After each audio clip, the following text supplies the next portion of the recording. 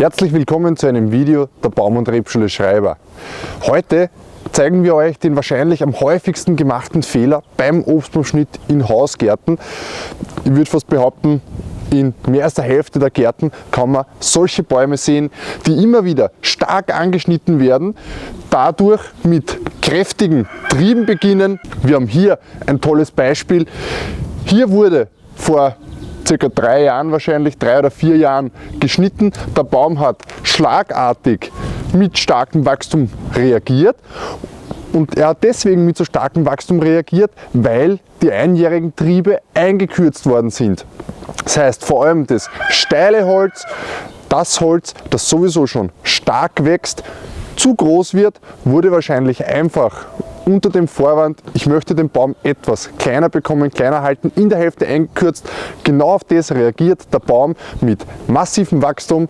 Man erreicht genau das Gegenteil, schneidet sich regelrecht Arbeit, und wie man das korrigiert, das zeigen wir euch in diesem Video. Das Wichtigste, wenn man jetzt solch einen Baum schneidet, ist, dass man ihn nicht wieder zu stark schneidet, und man ist bei so einem Baum einfach gezwungen, auch etwas vom starken Holz drinnen zu lassen. Fehler, die über viele Jahre passiert sind, kann man nicht in einem Jahr korrigieren. Deswegen unser Ziel bei diesem Baum ist es jetzt, starke Elemente herauszunehmen, möglichst viel kurzes Fruchtholz zu lassen, denn Früchte sind die beste Wuchsbremse, und dadurch den Baum wieder in sein physiologisches Gleichgewicht aus Wachstum und Ertrag zu bekommen. Das Prinzip, nach dem wir uns jetzt hier vorarbeiten, ist, dass wir zuerst alle steilen Triebe herausnehmen und dabei möglichst viel Fruchtholz belassen. Ihr seht hier, dass wir reichlich Blütenknospen auf diesem Baum haben. Das heißt, obwohl dieser Baum sehr stark gewachsen ist, kann man, wenn kein Frost kommt, einen guten Ertrag erwarten. Wir stehen hier vor der Sorte große grüne Ringlotte, die von sich aus auch kräftig wächst. Was ich jetzt hier mache, ist nicht so wie in den Vorjahren diese Triebe immer wieder einkürzen, weil jetzt würde der Baum wieder hier mit starkem Wachstum reagieren, sondern ich leite diese Triebe immer wieder auf schwaches, flaches Holz, das mit Blütenknospen besetzt ist, ab. Gleiches mache ich zum Beispiel hier. Ich schneide ihm das steile, kräftig wachsende Holz heraus, belasse das kurze Holz mit vielen Blütenknospen. Dasselbe machen wir auch hier. Im Idealfall ist dieses kurze Holz auch noch nach außen geneigt, damit wir hier bis ins Innere des Baumes eine gute Belichtung bekommen und dadurch tolle Fruchtqualitäten.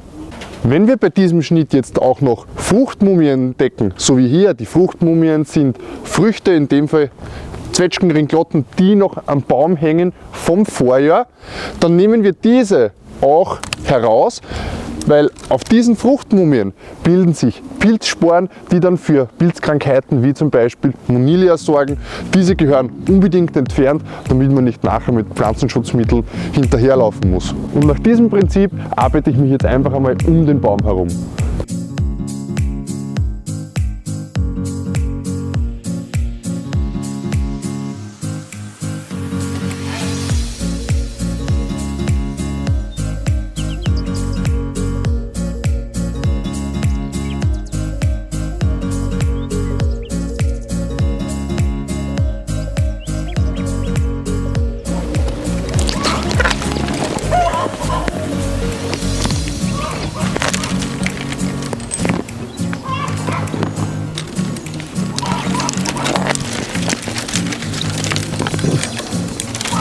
Wenn man jetzt hier das ganze steile Holz entfernt, ist es wichtig, dass man probiert, stummelfrei zu schneiden.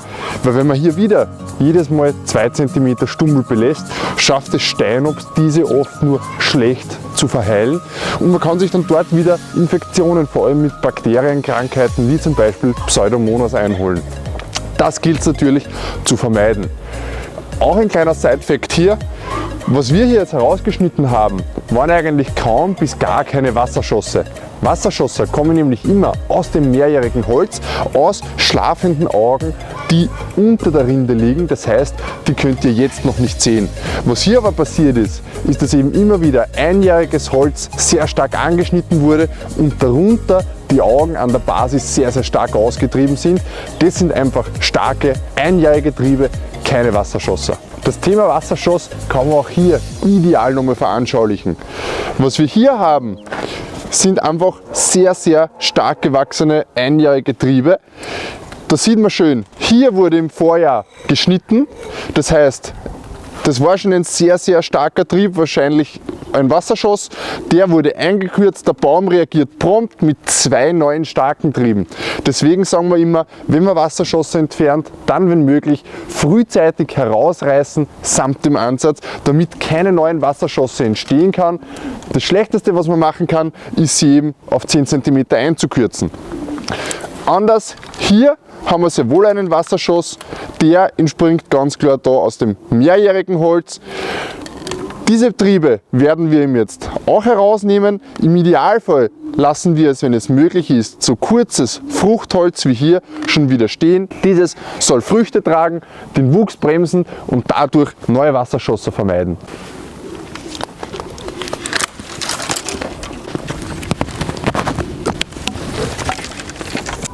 Jetzt habe ich die beiden Triebe, die ich gerade herausgeschnitten habe, nochmal neben mir und stelle sie da mal am Boden auf. Hier in meiner rechten Hand zu eurer linken der Wasserschoss, der beinahe 2 Meter groß ist. Das ist ja alles in einem Jahr gewachsen. Und hier habe ich dann das Beispiel, wo der Wasserschoss hier unten angeschnitten wurde. Den stelle ich jetzt auch neben mir hin und ihr seht, der ist sogar 3 Meter groß. Das heißt, Wasserschosse anschneiden bedeutet noch mehr Wachstum, man macht den Baum noch größer und man hat nicht nur einen, sondern 2 starke Triebe, die keine Früchte haben. Hier haben wir keine Blütenknospen am Holz.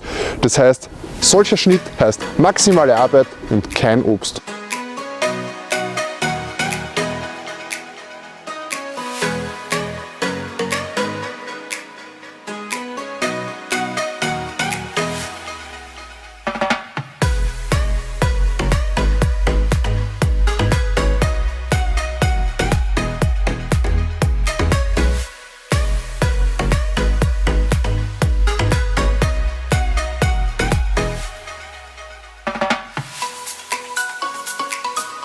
Nachdem wir jetzt auch einige größere Schnitte gemacht haben, bei denen ich versucht habe, möglichst viel von diesem starken, steilen Holz mit einem Schnitt herauszunehmen, um nicht unnötig Wunden zu produzieren, schauen wir uns den Baum jetzt noch einmal an und sehen, dass doch noch einige einzelne steile Triebe drinnen sind.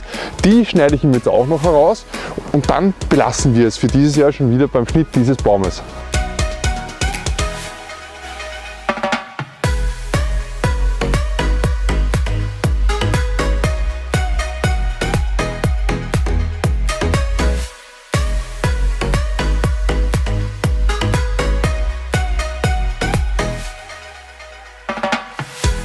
Wir haben jetzt bei diesem Baum wirklich viele steile Triebe herausgenommen und trotzdem befinden sich noch immer einige steile Triebe im Baum.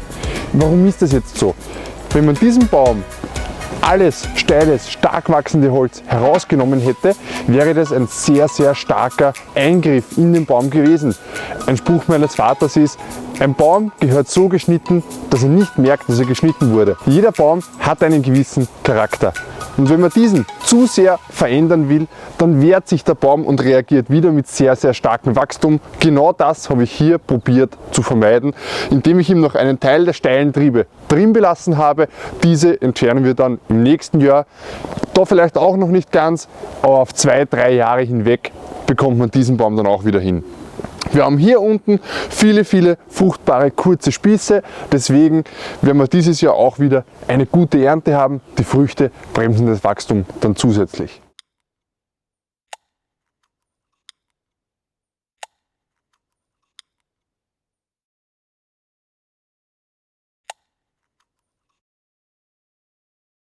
Ihr seht hier, wir haben wirklich einiges an starken, wüchsigem Holz herausgeschnitten, aber auch noch einiges im Baum belassen.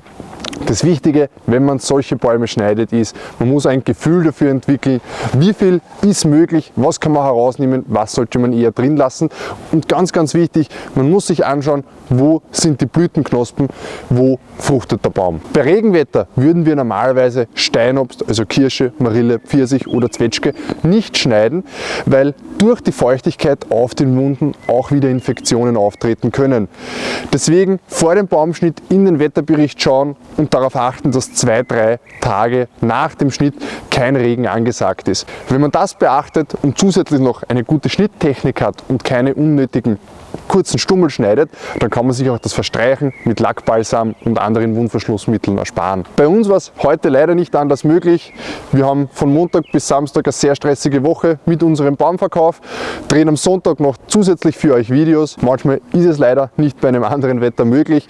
Wenn euch das Video trotzdem gefallen hat, dann lasst uns ein Like da, abonniert unseren Kanal, wenn ihr über aktuelle Themen im Obstbau erfahren wollt. In diesem Sinne, schöne Grüße aus dem heute etwas verregneten Bohlsdorf. Bis zum nächsten Mal. Ciao.